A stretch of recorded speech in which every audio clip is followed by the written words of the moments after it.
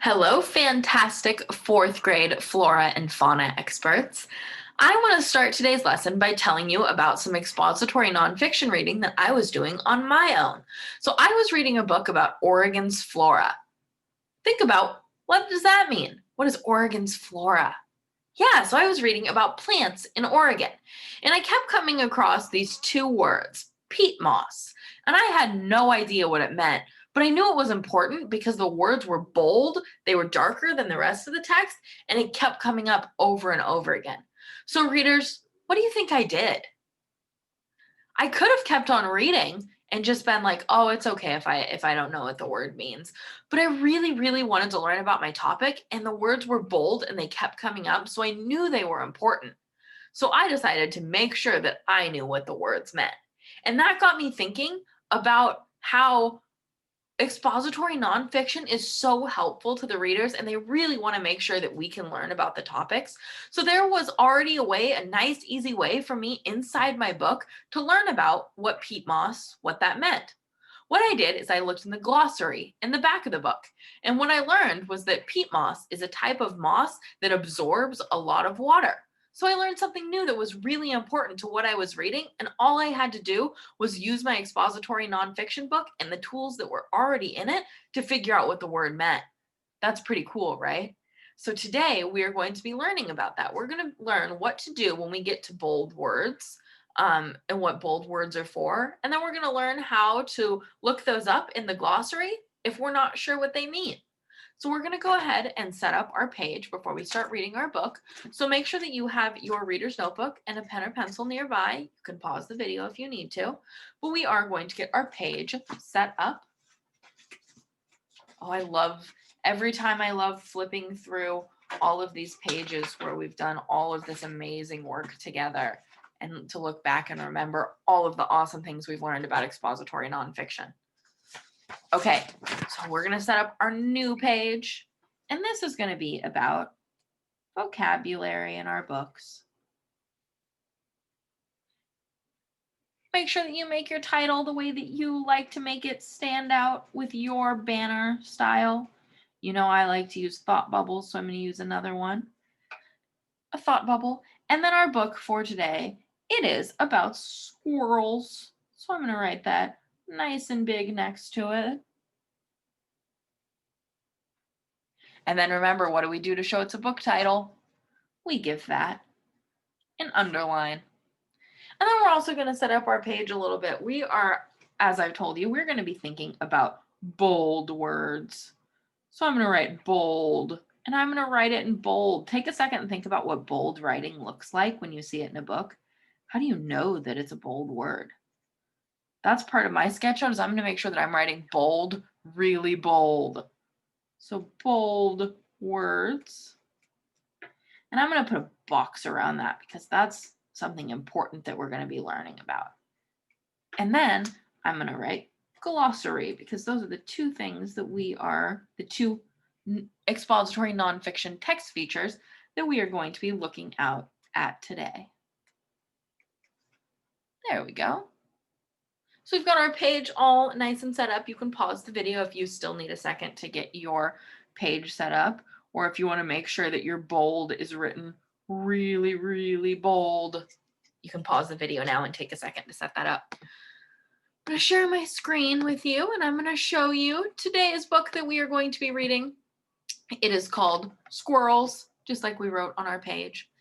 And it says, remember, we always read the title and the book description.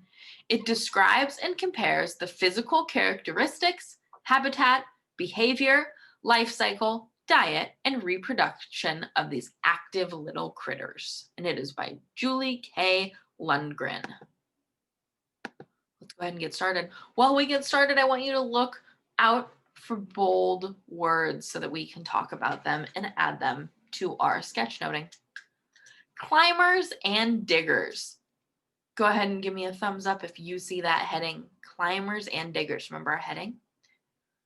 Squirrels belong to a group of animals called mammals. Whoa! Right away, I see that there is a word, mammals. So I am going to write that on my other page. mammals.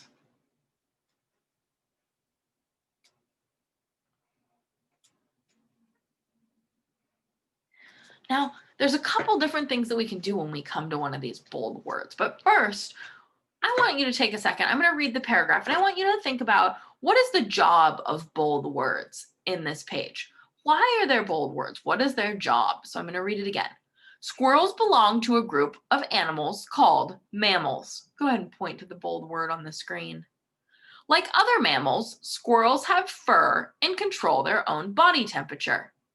Unlike many other mammals, most squirrels are active during the day, making them easy to watch. Right, so why are there bold words there? What are they for? What is their job?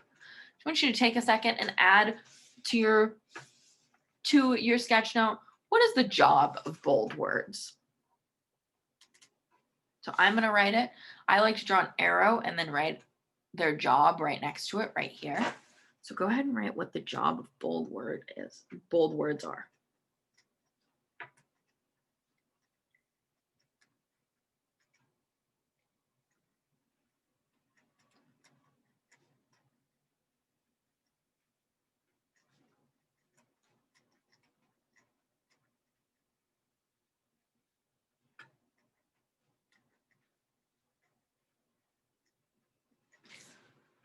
So I wrote that bold words tell the reader that the word is important to the topic. Let's look back at our first paragraph. Does that seem like a word that's important to our topic of squirrels? Yeah, it seems like that is an important word.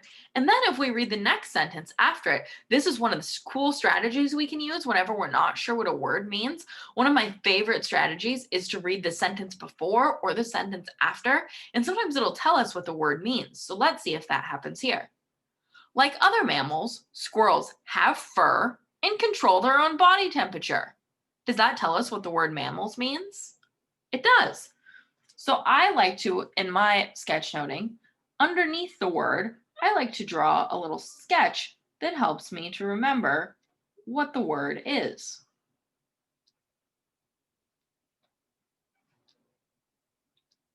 So I'm drawing the little squirrel that's on the page, and I'll give him a label. And then I'm going to look at it again. Like other mammals, squirrels have fur and control their body temperature. So I'm going to write that next to it. Have fur and control their body temperature. And I'm going to shorten temperature to just temp. And remember that whenever you're writing definitions for words that you're learning, it's really important to write them in your own words and make sure that you're using a way that you can remember them. So for me, having a little sketch helps me remember it, and then making sure that I'm writing it in my own words helps too. So let's keep reading and make sure that you are looking for bold words. 13 line ground squirrels can be found in central North America. Larger ground squirrels like the yellow-bellied marmot and the woodchuck are also common in the United States. And then you can look at the captions on the images in here. Squirrels live in grasslands, forests, farms, and towns in most parts of the world, except Antarctica, Australia, and parts of South America. And I see that those parts are green. So that caption is explaining the picture, just like we learned about yesterday. This one says, 13 line ground squirrels have 13 rows of stripes and spots. And this one says Eurasian red squirrels, like many tree squirrels, stay active all winter. Even on very cold days, fur and food keep them warm. Scientists divide squirrels into 3 kinds based on their body shape. Tree squirrels have big bushy tails and sharp claws. Ground squirrels have strong legs for digging. Flying squirrels have extra skin folds on their side that allow them to glide through the air for short distances. Did you know? Sharp claws make tree squirrels excellent climbers. They can even hang by their back feet. Eastern fox squirrels find their food and make their homes in trees. Flying squirrels come out at night Their large eyes help them see in the dark. Are there any bold words on this page? Squirrels eat mainly seeds and nuts. They also munch mushrooms and other fungi, bird eggs, tree buds, insects, and very young birds. In early spring, gray squirrels lick the sweet sap that leaks from cracks in the bark of maple trees. Did you notice a bold word here? Go ahead and point to it on your screen. We have another bold word. It is fungi. So let's see what it tells us about it. Remember our strategy from before? We look at this sentence before or after the sentence that it's in and see if we can figure out what it means. Squirrels eat mainly seeds and nuts. They also munch mushrooms and other fungi, bird eggs, tree buds. So it tells us that they munch mushrooms and other fungi. So it doesn't sound like it tells us what the word means, but it does give us an example. It says mushrooms and other fungi. So mushrooms are a type of fungi. So I'm going to draw that for my little sketch note. I'm going to draw a mushroom so that I can remember that that's an example of a fungi. So I have an example here now that I drew, and I'm going to label it, but the page doesn't really tell us what the word means, does it? So that's where I'm going to show you our next text feature. That is the glossary. So we find the glossary. It's usually located in the back of our book. So if I see a bold word and I'm not sure what it means, what I do is I scroll to the glossary. Did you see it? I scrolled past it. There it is. Glossary towards the back of the book. And I see that there are some words here. Do you notice anything about these words? Take a second to notice. Yeah, so here's the word mammals that we already did here. So that tells me that all the bold words that are in the book, I can find out what they mean in the glossary.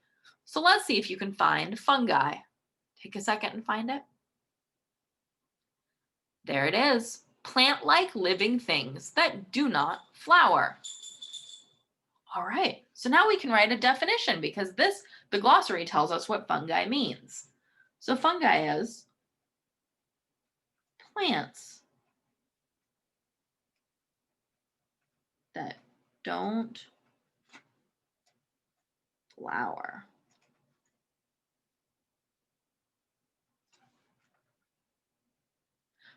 So I'm going to write that. Something about fungi is not all plants that don't flower are fungi, but there are a certain type like mushrooms. So I'm going to put like mushrooms. So now we've used the glossary to help us figure out what the bold word means. So let's take a second. Now that we've used the bold words and we've used the glossary, we can finish our page and explain what a glossary is. So take a second to write your definition. What is the job of the glossary? Go ahead and write that right here. What is the job of the glossary? You can look at it on the screen to help you if you're not sure and you still want to look at it and see some more, notice and wonder about it.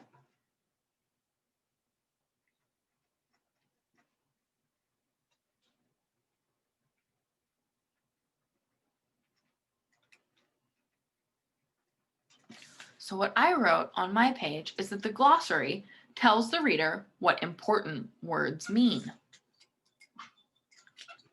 And we have used the glossary to write our definition of fungi. I'm also going to look at the definition that it gives us for mammals. A group of animals, including squirrels and people, that make their own heat.